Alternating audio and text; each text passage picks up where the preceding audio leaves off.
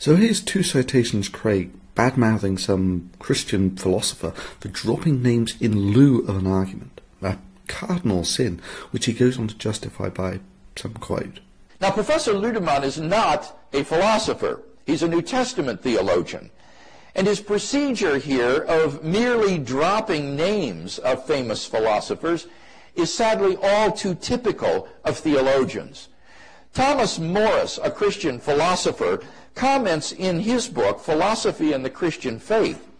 What is particularly interesting about the references theologians make to Kant or Hume is that most often we find the philosopher merely mentioned, but we rarely, if ever, see an account of precisely which arguments of his are supposed to have accomplished the alleged demolition.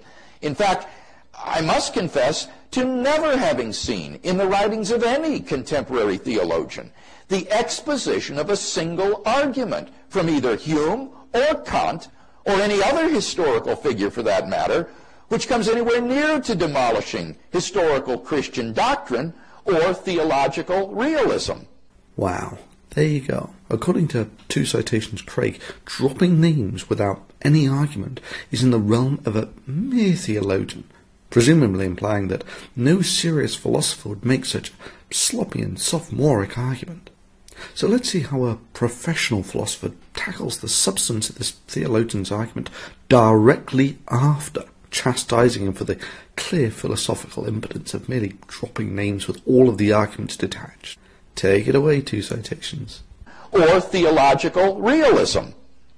Hume's argument against miracles was already refuted in the 18th century by Paley, Less, and Campbell, and most contemporary philosophers also rejected as fallacious, including such prominent philosophers of science as Richard Swinburne and John Ehrman, and analytic philosophers such as George Mavrodes and William Alston.